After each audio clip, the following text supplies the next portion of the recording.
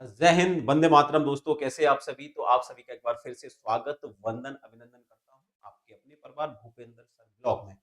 दोस्तों, जैसा कि आप जानते हो कि एसएससी जीडी का एग्ज़ाम जो है, वो मुझे लगता है 100% एक्सटेंड होने वाला है, यानी एग्ज़ाम डेट बढ़ने वाली है क्योंकि 23 फरवरी आने वाली है, ज़्यादा दिन नहीं बचे हैं। 10 से 12 दिन बचे हैं, अभी तक स्लॉट बुक भी नहीं हुए हैं। तो सोचने वाली बात है कि इतने सारे विद्यार्थियों के लिए स्लॉट बुकिंग के लिए कम से कम 20 दिन तो देंगे, क्योंकि अगर आप देखेंगे इससे पहले 4 फरवरी को एमटीएस हुआ था, उसमें भी उन्होंने लगभग 19 से 20 दिन दिया था समय। इसके बाद भी बहुत सारे एग्ज़ाम्स हुए, जैसे सीसीएसएल हुआ, उसमें भी उन्होंने लगभग 15 या 14 दिन का समय दिया था। दिल्ली पुलिस के एग्ज़ाम में भी उन्होंने लगभग इतना समय दिया। तो एसएससी जीडी का तो एग्ज़ाम बहुत ज़्यादा बड़ा है। इसके लिए इंटरनेट साइट्स भी स्लो काम करती हैं, तो वो कोशिश करेंगे कि लगभग स्लॉट बुक करने के लिए वे 20 दिन तो देंगे। और इस आधार पर अगर देखा जाए, तो एग्ज़ाम की जो डेट है, वो स्वाभाविक है कि बढ़ने वाली है। लेकिन कोई नहीं, आपके लिए अच्छा मौका है कि आप लोग रिवाइज़ करें। जितने भी प्यारे विद्यार्थी जुड़ते हैं, उनके लिए तहे दिल से शुक्रिया, है ना? आज किसी कारणवश दोस्तों ये प्रीमियर चल रहा है क्योंकि मैं हूँ नहीं यहाँ पर, है ना? कहीं गया हुआ हूँ, किसी फंक्शन में जाना ज़रूरी था, है ना? तो इसलिए मुझे आना पड़ा, वरना आपकी जो क्लास है वो 7 बजे यानी इसी समय डेली लाइव होगी। तो आज आप केवल और केवल धैर्य से पढ़ेंगे, आंसर देंगे। आप सभी के कमेंट्स में साथ में ही लाइव लूँगा, यानी मैं भी आपके साथ मौजूद हूँगा जब ये क्लास चल रही होगी तब, भूपेंद्र सर हरदैनिया के नाम से या भूपेंद्र हरदैनिया के नाम से। तो मैं आपको प्रॉपर देखूँगा क्लास में और सबसे इंटरैक्ट भी करूँगा, ठीक है? तो चलिए चलते हैं आज की क्लास पर, शुरू करते हैं आज की क्लास। चलिए, है ना? चलिए, पहला ही प्रश्न आपके मैं रख रहा हूँ, आपके लिए पहला प्रश्न ये रहा। आइए देखते हैं कि पहला प्रश्न क्या लिखा है। आपको स्पष्ट रूप से दिख रहा होगा सब कुछ? तो चलिए पहले प्रश्न की ओर बढ़ते हैं, देखते हैं कि पहले प्रश्न का सही उत्तर क्या होगा दोस्तों। तो इसके लिए बेसिकली हम क्या करते हैं कि एक ये वाला ले लेते हैं पेन, ठीक है? तो आई थिंक कि इसमें आंसर आ जाएँगे। दूसरा जो है, जो आपको समझाने के लिए लूँगा, वो मैं शायद ग्रीन यूज़ कर लेता हूँ क्योंकि ग्रीन आपको दिख जाएगा, ठीक है? आपे से बाहर होना, इस मुहावरे का अर्थ क्या होता है दोस्तों? जैसे आपे से बाहर हो जाता है जो व्यक्ति, इसका मतलब क्या है? इसका अर्थ क्या है? ये आपसे पूछा है कि आपे से बाहर होना का अर्थ क्या है? तो ध्यान रखना, बचने का बहाना ढूँढना, सामर्थ्य से अधिक क्रोध प्रकट करना, स्वावलंबी होना या फिर मूर्खतापूर्ण कार्य करना नहीं। आपे से बाहर होने का मतलब होता है कि इतना क्रोधित हो जाना कि अपनी सामर्थ्य से अधिक क्रोध प्रकट करने को हम क्या कहते हैं? कि व्यक्ति आपे से बाहर हो गया। इसका मतलब कि विकल्प option B is the right answer. Clear है यहाँ तक सभी को? सिंपल सा मुहावरा है। इसी प्रकार के अगर मुहावरे आते हैं, जैसे खेत रहना, ये एक अच्छा मुहावरा है। खेत रहना मुहावरे का अर्थ क्या है? खेत रहना मुहावरा, ठीक है? तो इसका जो मतलब होता है खेत रहना मुहावरे का, वो होता है शहीद हो जाना, है ना? शहीद हो जाना, शहीद हो जाना। तो इस प्रकार से बहुत सारे एग्ज़ाम आते हैं, जैसे एक और एसएससी जीडी पूछता है, बहुत ज़्यादा पूछता है, ठीक है? अधजल गगरी झलकत जाए। अधजल गगरी झलकत का जाए का मतलब होता है कि अल्प ज्ञानी अधिक बोलते हैं या अपनी विद्वता का बहुत ज़्यादा बखान करते हैं। तो अधजल गगरी झलकत जाए, ठीक है? ये पंक्ति हो गई। तो यहाँ पर क्या हो जाएगा? विकल्प ऑप्शन बी हो जाएगा। दूसरा देखते हैं दोस्तों, तद्भव रूप का सही विकल्प क्या होगा? ये भी एक अच्छा प्रश्न है। तद्भव रूप देखना है यहाँ पर गृहिणी, और गृहिणी शब्द का जो है वो तद्भव रूप क्या होगा, यानी हिंदी में इसको क्या बोलेंगे? ज्येष्ठ बोलेंगे नहीं, मेहनती बोलेंगे नहीं, सुंदर महिला बोलेंगे नहीं, क्या बोलेंगे? घरनी। घरनी शब्द जो बना है वो किससे बना है? गृहिणी से बना है, ध्यान रखना। गृहिणी का मतलब घृणी होता है, ध्यान रखना। ज्येष्ठ शब्द से हिंदी में जो बना है वो बना है जेठ, ठीक है? ये तद्भव शब्द है, ये तद्भव शब्द है, और ये क्या है आपका? ये संस्कृत शब्द है, ठीक है दोस्तों? तो ये ध्यान रखना है कि कौन-सा संस्कृत है और कौन-सा तद्भव है। तो दोनों ही चीज़ आपके समक्ष हैं। आइए तीसरा प्रश्न देख लेते हैं दोस्तों। तीसरा प्रश्न क्या कह रहा है? दिए गए शब्द का पर्यायवाची ज्ञात कीजिए, ठीक है? दिए गए शब्द का पर्यायवाची ज्ञात कीजिए। पवन का पर्यायवाची आपसे पूछा है दोस्तों कि पवन का पर्यायवाची क्या होता है? पवन को हवा भी बोलते हैं, वायु भी बोलते हैं। तो यहाँ पर वायु हो जाएगा, हवा हो जाएगा, इस प्रकार के शब्द तो हो जाएंगे दोस्तों। तो यहाँ पर हम ऐसे ही शब्दों को रखते हैं, जैसे वायु लिखा है, हवा लिखा है, तो मंजूरी होगा नहीं, प्रार्थना होगा नहीं होगा, अनोखा होगा नहीं होगा, क्या हो जाएगा? विकल्प ऑप्शन डी हो जाएगा, यानी डी आंसर आपका एकदम सही हो जाएगा, ठीक है? पवन के पर्यायवाची बहुत आते हैं, इसीलिए मैं कुछ पवन के पर्यायवाची लिख रहा हूँ, आप लोग उनको नोट कर ले या देख ले। हवा लिखा है, वायु लिखा है, अगर अनल अनिल लिखा होता तो भी अच्छी का होता है। समीर लिखा हो, या लिखा हो समीरण, या लिखा हो पवमान, या लिखा हो मारुति, या लिखा हो गंधवह, या लिखा हो बयार, या लिखा हो बेग, या लिखा हो बात। बहुत सारे ऐसे शब्द हैं दोस्तों, बात लिखा हो या वेग लिखा हो, ठीक है। तो अनेकों इतने सुंदर सुंदर पर्यायवाची पवन के कहीं से भी प्रश्न आए तो आप प्रश्न का उत्तर अच्छे से लगा पाओ। चलिए, तीसरा प्रश्न के बाद हम चलते हैं हमारे चौथे प्रश्न पर। प्रश्न क्या लिखा है? वाक्यांश के लिए ध्यान रखना, लिखा हुआ है कि वाक्यांश के लिए, वाक्यांश के लिए एक शब्द बताना है जिस पर हमला किया गया हो। उसके लिए एक शब्द क्या होगा? जिस पर हमला किया गया हो उसके लिए एक शब्द क्या होगा दोस्तों? तो ध्यान रखना, जिस पर हमला किया गया हो वो आक्रांत, आधे, आत्मघाती और आक्रांता। आक्रांता होता है जो हमला करता है, आत्मघाती स्वयं हमला करने वाला, आधे नहीं होगा। आक्रांत शब्द उसके लिए आता है जिस पर हमला हुआ हो, और आक्रांता शब्द जो आपको दिखाई दे रहा है ना, जो एक तो शब्द आता है आक्रांत और एक आता है आक्रांता, है ना। तो आक्रांता शब्द का मतलब होता है, इसका मतलब जो होता है वो होता है हमला करने वाला, हमला करने वाला, ठीक है। और यहाँ क्या लिखा है? जिस पर हमला किया गया हो, उसके लिए विकल्प क्या आ जाएगा? Option A is the right answer. तो यहाँ पर विकल्प ऑप्शन ए हो जाएगा सही आंसर, ठीक है। तो ये प्रश्न भी हमारा सही हो गया है। अब चलते हैं हम अगले प्रश्न पर दोस्तों। अगला प्रश्न ये रहा आपकी स्क्रीन पर, फटाफट से देख लीजिएगा कि इसका सही उत्तर क्या होगा दोस्तों। आइए, हाँ, जितने भी प्यारे विद्यार्थी इस प्रीमियर में जुड़े हुए हैं, मैं आप सबसे मिल रहा हूँ। आप अगर चैट में देखोगे तो आपको मैं दिख जाऊँगा, यानी चैट में आपके साथ मैं भी हूँ, ठीक है? तो हम दोनों ही इस क्लास को देख रहे हैं, ठीक है?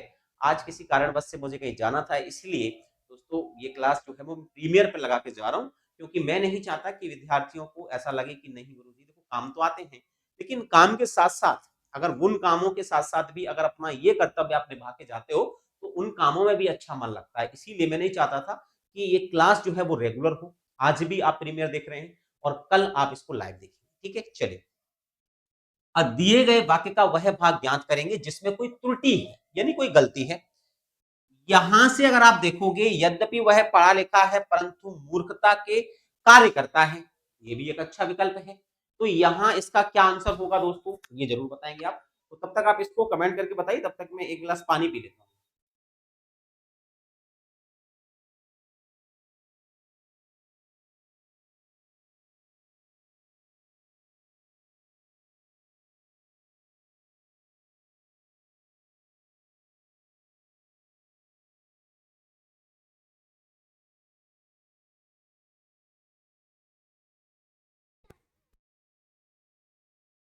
चलिए, तो आई होप सो कि आप लोगों ने इसका जवाब दे दिया होगा, ठीक है। हाँ जी, तो आई थिंक सो कि आपने इसका जवाब दे दिया होगा। आवाज बहुत तेज हो गई होगी, ठीक है। मैं इसको कंट्रोल करने की कोशिश कर रहा हूँ। हेलो हेलो, हाँ जी, आई थिंक अब सही होगी आवाज।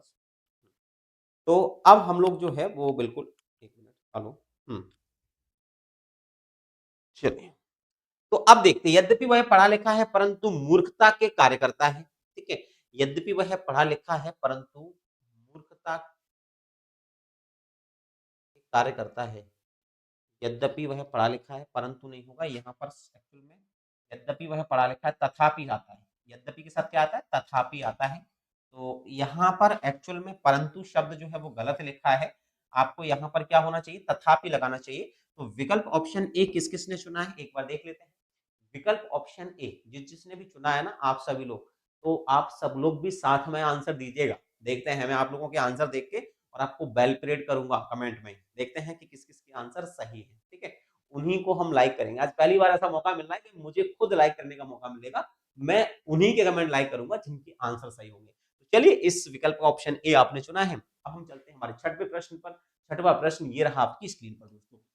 खिल्लियां उड़ाना मुहावरे का अर्थ क्या होता है? बोलते ना खिल्लियां उड़ाना, मजाक उड़ा देना, कोई राज की बात खोलना नहीं, खूब हंसना नहीं, हर बात का मजाक, हर बात को मजाक में नहीं, उपहास करना। क्या हो जाएगा? खिल्लियां उड़ाने का मतलब होता है उपहास करना। विकल्प ऑप्शन बी, हर बात मजाक में लेना, ये अपने लिए है, निगलेक्ट नहीं। खूब हंसना भी नहीं होगा, ध्यान रखना। खिल्लियां उड़ाने का मतलब खूब हंसना नहीं होता। खिल्लियां उड़ाने का मतलब होता है दूसरों पर हंसना, दूसरों का मजाक बना देना, और इसे कहते हैं क्या करना? उपहास करना, क्योंकि उपहास शब्द ही बना है दूसरों की हंसी उड़ाने के लिए। तो इसका मतलब विकल्प option B is the right answer. चलिए, अगले प्रश्न पे चलते हैं। अगला प्रश्न ये रहा आपके सामने, एक वाक्य वह भाग ज्ञात करना है जिसमें कोई गलती हो या त्रुटि हो। आइए पहचान लेते हैं कि वास्तविकता में गलती कहां है दोस्तों। उसके पास 50 ग्राम सोने हैं, गलत। सबसे पहले आपको बता दूं कि जो गोल्ड लिखा है, आप समझिए जरा इस चीज को, कि जो गोल्ड लिखा हुआ है ना, ये जो गोल्ड है वो एक वचन में आता है, एक वचन में आता है सदैव, और पुल्लिंग, हमेशा ये पुल्लिंग होगा और एक वचन होगा, इसीलिए यहां पर होना चाहिए था सोना। क्या होना चाहिए था? सोना। यानी यहां पर ऐसा लिखा होना चाहिए था कि उसके पास 50 ग्राम सोना है जिसका हार बनवाना है। तो यहां पर सोना जहां लिखा होगा वही गलत होगा। तो विकल्प ऑप्शन बी, ये आप देख सकते हैं, option B is the right answer. देखते हैं कि ऑप्शन बी किस किसने चुना है, और जिस भी विद्यार्थी ने विकल्प ऑप्शन बी चुना है उसका ये आंसर सही होगा। क्लियर? चलिए एक और प्रश्न पर चलते हैं। अगला प्रश्न ये रहा आपकी स्क्रीन पर दोस्तों। लिखा है दिए गए वाक्य के रेखांकित शब्दों में सही शब्द वाले विकल्प को चुनना है।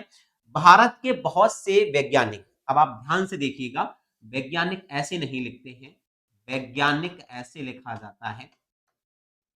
तो यहां पर गलती क्या है, ये बहुत जरूरी है समझना कि यहां पर वास्तविकता में गलती क्या है। तो वैज्ञानिक गलती है, लेकिन ऐसा वैज्ञानिक कहां लिखा है, ये गलत लिखा है, ये भी गलत लिखा है। हाँ, ये भी गलत लिखा है। एक्चुअल में जो वैज्ञानिक सही लिखा है वो विकल्प ऑप्शन डी में लिखा हुआ है। तो आप सभी लोग भी विकल्प ऑप्शन डी लगा देना, यही आपका सही उत्तर है। हमने 8 प्रश्न कर लिए हैं और 8 प्रश्न तक आप सभी लोगों ने बहुत ही शानदार उत्तर दिए हैं। मैं देख रहा हूं प्रदर्शन बहुत अच्छा है आप लोगों का। हाँ, और ये मैं अपनी होप से कह रहा हूं, अपनी आशा से कह रहा हूं। ठीक है? तो ध्यान रखना। कहते हैं ना कि जो मौन होकर अधर्म का साथ देते हैं, जो मौन होकर अधर्म का साथ देते हैं, चाहे द्रोण हो, भीष्म हो या कर्ण, वो सब मरते हैं। ध्यान रखना दोस्तों, अधर्म के साथ तो हम नहीं खड़े हो सकते। चलिए एक और प्रश्न, अगला प्रश्न ये रहा आपकी स्क्रीन पर। क्या होगा ये प्रश्न? फटाफट से आंसर दे दीजिएगा। प्रश्न लिखा हुआ है कि दिए गए वाक्य में रेखांकित शब्द के लिए सही शब्द वाले विकल्प का चयन करें। आपने ही तो मुझको कहा था, ध्यान समझना, आपने ही तो मुझको कहा था की जगह क्या होगा? परिवर्तन की आवश्यकता है। हाँ, आपने ही तो मुझको कहा था, नहीं मुझे कहा था। क्या हो जाएगा? मुझे कहा था। मुझको शब्द नहीं आएगा, एक्चुअल में क्या आ जाएगा? आपने ही तो मुझे कहा था। तो यहां पर विकल्प ऑप्शन सी अगर आप देख पा रहे हो तो ये सही, option C is the right answer. Clear है? चुनाव में किसी भी प्रकार का तनाव नहीं होना चाहिए। आप अगर कॉन्फिडेंस के साथ आंसर लगाते हो, हाँ, अगर प्रश्न में थोड़ी बहुत हेरा-फेरी है तो हो सकता है कि हम 10-5 सेकंड सोचें, क्योंकि विचार कर अगर प्रश्न करते हो तो प्रश्न में गलत होने की गुंजाइश बहुत कम। एक और प्रश्न है साथियों, 10वां प्रश्न है, देखते हैं क्या लिखा है। विलोम शब्द की सही पहचान करनी है। विलोम शब्द पहचानना है। आइए एक बार देख लेते हैं प्रश्न को। लिखा है क्या वह दूसरों से जुड़ी ऐसी जटिल डॉट डॉट डॉट डॉट बात को समझने के काबिल है। जटिल का विलोम क्या होगा? क्या कठिन होगा? नहीं, कठिन तो इसका क्या है? पर्यायवाची हो गया। मुश्किल भी इसका पर्यायवाची है और कुटिल भी इसका पर्यायवाची है। विकल्प option C is the right answer दोस्तों। तो ये प्रश्न भी आपका सही हो गया। Thank you so much. चलिए 10 प्रश्न आपने कितने सही किए इसमें से, ये मैं देख रहा हूं। एक और प्रश्न गलत कराऊं, एक दो प्रश्न, चलो जरा इसका देखते हैं। पर्यायवाची बताना है आपको वस्त्र का। वस्त्र का पर्यायवाची क्या होगा, ये आपसे प्रश्न है। वस्त्र का पर्यायवाची क्या होगा? विकल्प है कुशेषय, कोरक, भुज और दुकुल। कमेंट में जरूर बताएं कि क्या होगा वस्त्र का पर्यायवाची। वस्त्र के पर्यायवाची आप लोगों ने पढ़े हैं, मैंने आपको थ्योरी जब पढ़ाई थी तब पढ़ाया भी है। वस्त्र के पर्यायवाचियों में ध्यान रखना, चीर शब्द भी आता है। वस्त्र को वसन भी कहते हैं, वस्त्र को पट भी कहते हैं, वस्त्र को अंबर भी कहते हैं, वस्त्र को जो है वो वसन भी कहते हैं, करपट भी कहते हैं, करपट भी कहते हैं, कपड़ा भी कहते हैं, कपड़ा भी कहते हैं, और वहीं दुकूल भी कहते हैं। तो ये जो आंसर आप लगा पा रहे हो या नहीं लगा पा रहे तो कोई दिक्कत नहीं है, मैं आपको बता देता हूँ, विकल्प ऑप्शन डी बिल्कुल सही रहेगा आंसर। तो यहां हम चुनते हैं विकल्प ऑप्शन डी। चलिए अगले प्रश्न की ओर बढ़ते हैं, देखते हैं कि 12वां प्रश्न क्या लिखा हुआ है। यहाँ एक वर्तनी पूछी है और आपसे कहा गया है कि वर्तनी ज्ञात कीजिए। क्या है प्रश्न? मेहनत करके जीवन व्यतीत करो। ठीक है, तो ध्यान रखना यहाँ पर व्यतीत शब्द लिखा है करो। मेहनत शब्द कैसे लिखा जाता है? तो मुझे लगता है कि आप लोग जानते होंगे मेहनत लिखना। आई होप सो कि सभी को मेहनत लिखना आता होगा। मेहनत शब्द की जो शुद्ध वर्तनी है वो इस प्रकार लिखी जाती है। ठीक है। तो ऐसा ऑप्शन जहां भी आपको दिखेगा वही आपका आंसर होगा। तो आई थिंक सो कि विकल्प option D is the right answer. Clear है? चलिए अगले प्रश्न पर बढ़ते हैं। अगला प्रश्न क्या कह रहा है? आपसे एक वर्तनी पूछी है कि गलत वर्तनी ज्ञात कीजिए, यानी इनमें से एक वर्तनी गलत है ऑप्शंस में से, वो आपको पहचानिए। आइए देखते हैं। इसके अंतर्गत, सबसे पहले तो अंतर्गत ऐसे नहीं लिखा जाता, मूलतः शब्द होता है अंतर्गत इस प्रकार से। तो सबसे पहले तो एक वर्तनी ये गलत है, ये सही हो गई। यहां पर भिन्न प्रकार के प्रांत आते हैं, प्रांत सही लिखा हुआ है, भिन्न भी सही लिखा है और प्रकार भी ठीक ठाक लिखा हुआ है। इसका मतलब है विकल्प option B is the right answer. अगले प्रश्न की ओर बढ़ते हैं। 14वां प्रश्न ये रहा आपकी स्क्रीन पर। क्या लिखा है प्रश्न? आइए देख लेते हैं। मूलतः शब्द लिखा है संगठन और पूछा है आपसे संगठन का विलोम क्या होता है दोस्तों।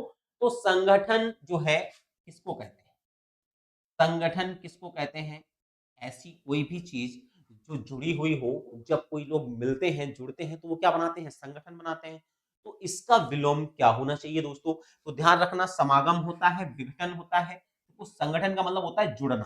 ठीक है, जब आपस में लोग जुड़ते हैं ना, जुड़ते हैं तो संगठन बनता है। और विघटन करते हैं तब क्या होते हैं? ये लोग क्या होते हैं? अलग हो जाते हैं। अलग हो जाते हैं या इनमें क्या हो जाता है? इनमें विभाजन हो जाता है। तो यहाँ पर जो शब्द है विकल्प ऑप्शन बी, ये विलोम अच्छा है। विद्युत होगा नहीं, संयुक्त का मतलब तो मिलना होता है, जुड़ना होता है। समागम का मतलब भी जुड़ना होता है, मेल होता है। तो इसका मतलब ये तो आंसर होंगे नहीं। इसका मतलब विकल्प ऑप्शन बी यानी विघटन शब्द बिल्कुल सही है। तो संगठन का विलोम होता है विघटन। लगाने के बाद आगे चलते हैं। 18वां प्रश्न ये रहा आपकी स्क्रीन पर, फटाफट से देख लीजिएगा क्या है इसका आंसर। प्रश्न पढ़िएगा। लिखा है दिए गए वाक्य में निरर्थक शब्द को पहचानना है। निरर्थक का मतलब होता है जिस शब्द का कोई अर्थ नहीं हो। लिखा है ताबकी उठाओ और पढ़ना शुरू करो।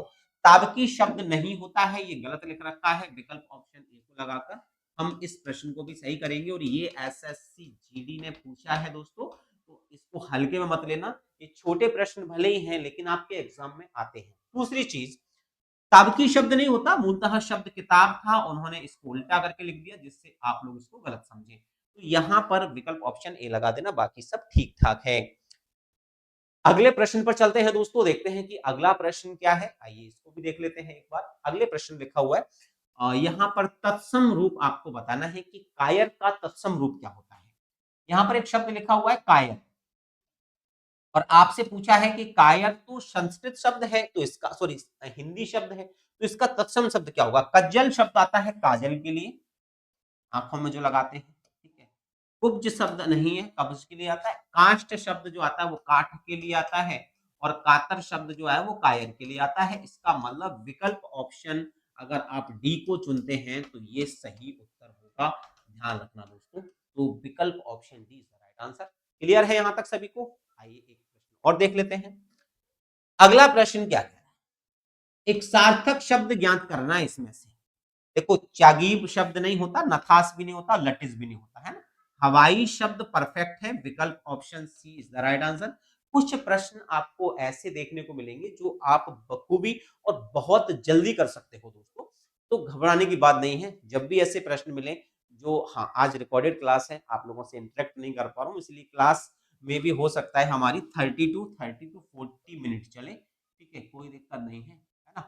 कल बाकी का आप लोगों से इंटरेक्ट होगा तो हमारी रेगुलर क्लासेस चलेगी, क्योंकि हम लोग एवरेजन में प्रश्न जो है वो 30 से 35 प्रश्न लेकर आता हूँ आपके लिए। ठीक है, इसमें 2 साइड्स हो जाती हैं, एक में गद्यांश भी लेकर आता हूँ।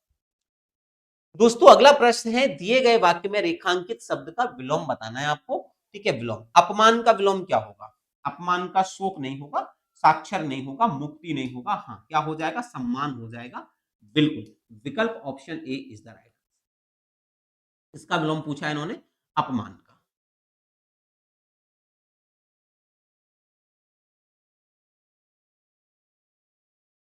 अपमान का विलोम पूछा है, अपमान का क्या होगा? याद रखना, सम्मान। यहां पर आपको बताना है कि विकल्प में जो रिक्त स्थान है उसके लिए सही विकल्प वाला शब्द चुनना है। सपने हर किसी के होते हैं, लेकिन केवल वे जिन्हें सही मायने में संजोया जाए, मतलब संजोया जा सकता है, उन्हें ही अ, उन्हें ही माना जा सकता है। उन्हें ही हम क्या कर सकते हैं? वास्तविक, कभी कभार, अनदेखा और आश्चर्य, उन्हें ही हम क्या मानते हैं? वास्तविक माना जा सकता है। तो यहाँ पर मूलतः शब्द होना चाहिए था वास्तविक, ध्यान रखना। तो यहाँ पर सही शब्द जो आएगा वो वास्तविक आएगा, यानी सही मायने में संयोजा जा सकता है, यानी जो सपने हम उनको पूरा कर सकते हैं या उनको हम बुनते हैं, तैयार करते हैं, वही वास्तविक होते हैं, बाकी के सब तो आते रहते हैं। तो विकल्प option D is the right answer, वास्तविक शब्द लगा देना है। अगला प्रश्न देखिएगा, रेखांकित भाग के लिए एक सार्थक शब्द ज्ञात करना है। मेरी पत्नी के नयन बिल्कुल हिरणी जैसे हैं। तो हिरणी जैसे नयन अगर हैं तो क्या कहते हैं? जिसकी आंखें हिरणी जैसी हों उसको कहते हैं मृग नयनी। क्या कहते हैं? मृग नयनी कहते हैं। कहते हैं ना, हे खग, हे मृग, हे मद तो मृग नैनी का मतलब होता है जिसके नयन हिरणी के समान हो, मृगावती नहीं होगा, मृग पादुका नहीं होगा, मृगोष्ठ नहीं होगा, विकल्प होगा मृग नैनी, यानी विकल्प ऑप्शन डी। तो दोस्तों क्लियर है? तो यहां पर विकल्प ऑप्शन डी। यहां तक कोई डाउट किसी को? चलिए अगले प्रश्न पर चलते हैं। 21वां प्रश्न ये रहा आपकी स्क्रीन पर दोस्तों। ठीकरा फूटना, ढीकरा लिखा हुआ है, ऐसे लिखा हुआ है।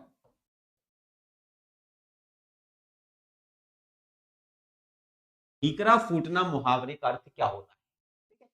अब बताओ आप, ढीकरा फूटना मुहावरे का अर्थ क्या होता है? विकल्प है अन्याय करना, मुक्त कर देना, किसी के सर झूठा दोष लगा देना, या अनिष्ट की आशंका।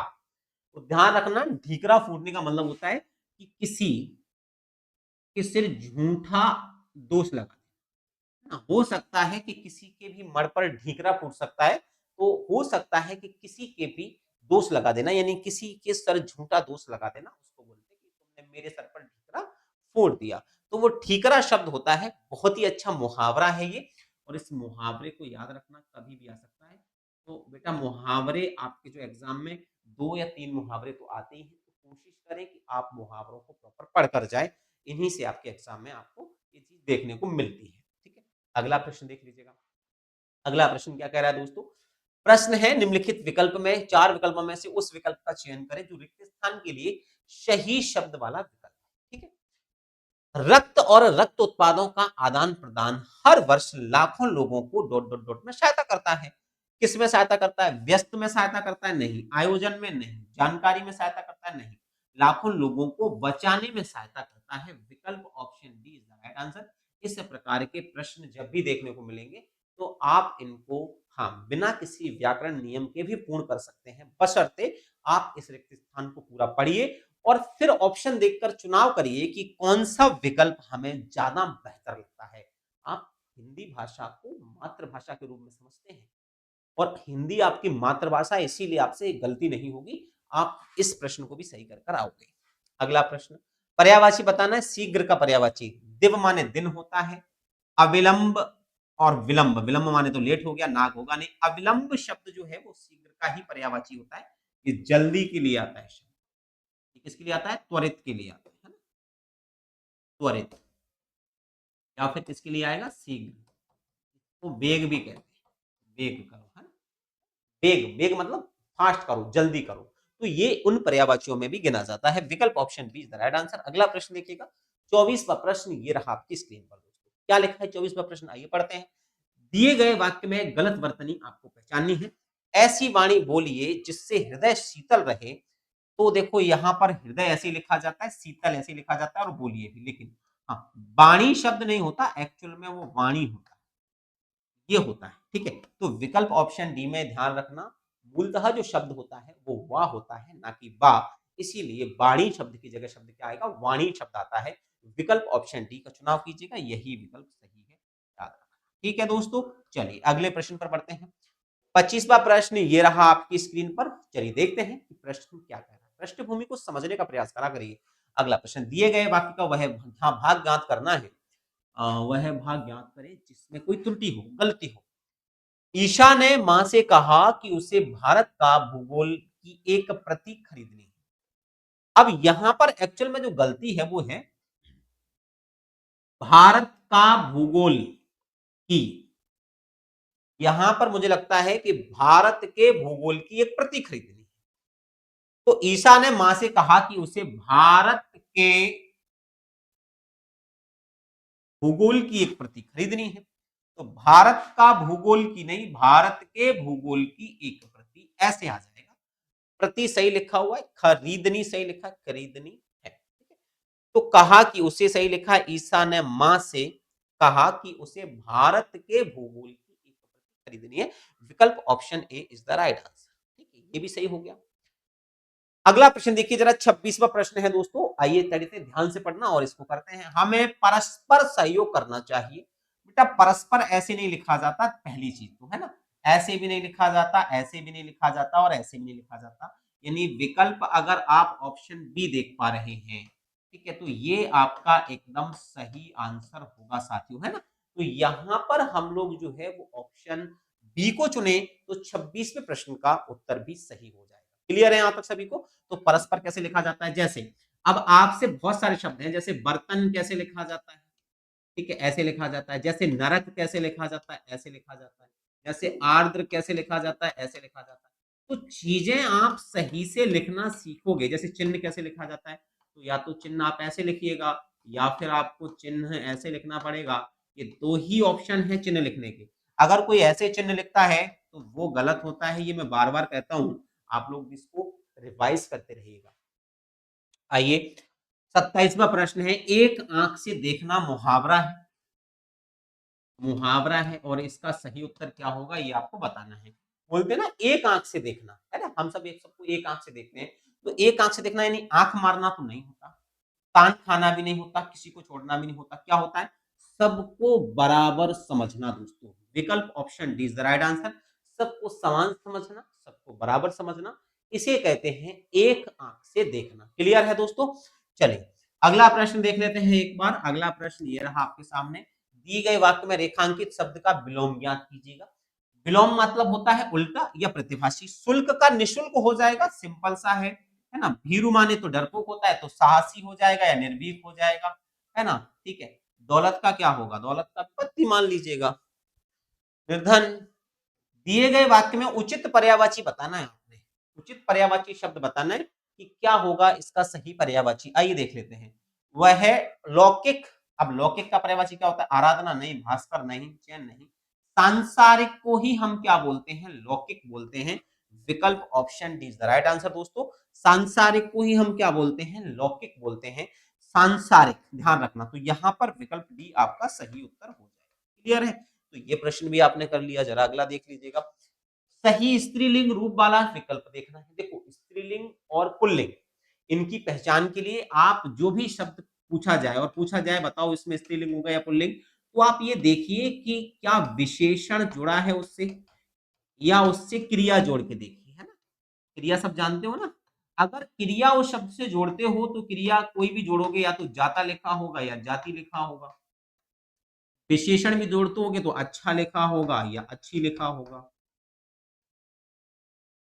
अगर डिसाइड कर लेना, अगर वो शब्द है और उसमें आपने कोई विशेषण जोड़ा और वो विशेषण अच्छा या अच्छी लगा के देख लेना, और क्रिया लगाना है तो जाता या जाति लगा के देख लेना। अगर बड़े आ के साथ चीज समाप्त होगी तो वो शब्द पुल्लिंग होगा, और अगर छोटी बड़ी के साथ समाप्त होगी तो वो शब्द स्त्रीलिंग होगा। ठीक है, ये चीज ध्यान रखना। और ऐसे ही इसमें है, ठीक है, सेम है। अब देखो, तुम्हारी डॉट डॉट डॉट कुछ ठीक नहीं लग रही क्या। अब यहां पर क्रिया देखो क्या है, स्त्रीलिंग है। क्यों है, क्योंकि क्रिया में बड़ी ई है, स्त्रीलिंग है। अब हमें वो शब्द देखना है जो स्त्रीलिंग हो। तबीयत ठीक नहीं लग रही, हो सकता है। होश पुल्लिंग शब्द है, जैसे होश आ गया, आ गई नहीं, आ गया, तो ये तो नहीं होगा। घाव भरा के भरी, भरा। स्वास्थ्य ठीक के ठीकी, नहीं तो ठीक, ये भी नहीं होगा। हाँ, तबीयत हो जाएगा, तुम्हारी तबीयत कुछ ठीक नहीं लग रही। विकल्प option A is the right answer. तो तीसरे प्रश्न का विकल्प ऑप्शन ए सही हो जाएगा। किस प्रकार से चीजें सही होती हैं इस चीज को हम यहाँ चलते हैं दोस्तों। ठीक है, चलिए अगला प्रश्न देखें। अब देखो यहां से 5 प्रश्न आपको गद्यांश के मिलेंगे। आपके सामने गद्यांश है प्रॉपर, इस गद्यांश को पढ़कर ही आपको उत्तर लगाने हैं। ठीक है, लिखा है धन जीवन की आधारभूत आवश्यकता है। ये हम सब जानते हैं कि पैसे जो है वो जीवन की आधारभूत आवश्यकता होती है साहब। तो धन जीवन की आधारभूत आवश्यकता है, जिसके बिना कोई भी स्वस्थ और जीवन की कल्पना नहीं कर सकता। कैसा जीवन, अकेला जीवन नहीं, अनजान जीवन, अशांतिपूर्ण नहीं, शांतिपूर्ण जीवन और स्वस्थ जीवन के लिए हमको चाहिए पैसा, है ना? तो स्वस्थ और शांतिपूर्ण जीवन की कल्पना नहीं कर सकता। हमें अपनी हमें अपनी छोटे से छोटी आवश्यकता को पूरा करने के लिए छोटी आवश्यकता को पूरा करने के लिए धन की आवश्यकता होती है।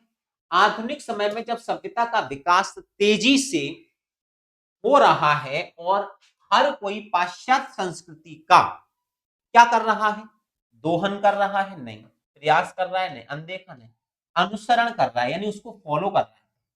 तो हर कोई क्या कर रहा है? पाश्चात्य संस्कृति को, वेस्टर्न कल्चर को फॉलो कर रहे हैं, अनुसरण कर रहा है। ऐसे समय में हमें वस्तुओं के बढ़ते हुए मूल्य के कारण अधिक धन की आवश्यकता होती है। पहले समय में एक प्रथा प्रचलन में थी जिसे विनिमय प्रणाली कहा जाता था। विनिमय का मतलब होता है एक्सचेंज सिस्टम।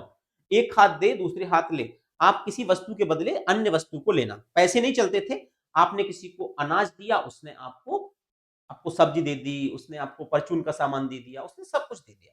तो अनाज के बदले एक्सचेंज होता था, मिट्टी के बर्तन के बदले एक्सचेंज होता था। आपने उसको मिट्टी के बर्तन दे दिए, आपने उसको अनाज दे दिया, उसने और काम कर लिया।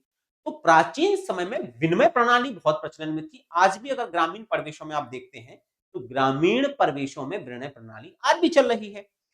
तो क्या कह रहे हैं? प्राचीन प्रथा प्रचलन में थी जिसे विनिमय प्रणाली कहा जाता था। विनिमय प्रणाली क्या कहती थी?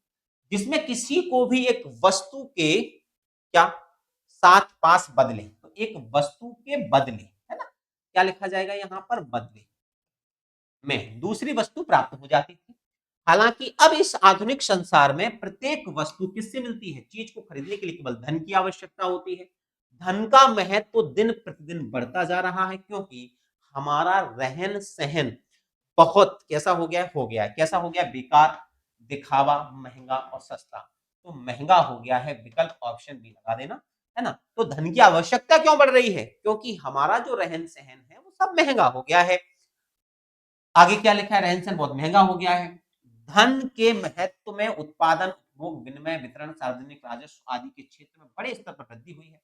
यह आय, रोजगार, आगम निगम, सामान्य मूल्य स्तर आदि के निर्धारण में बहुत महत्वपूर्ण भूमिका निभाता है। तो यहां पर आ जाएगा विकल्प ऑप्शन सी, महत्वपूर्ण भूमिका निभाता है।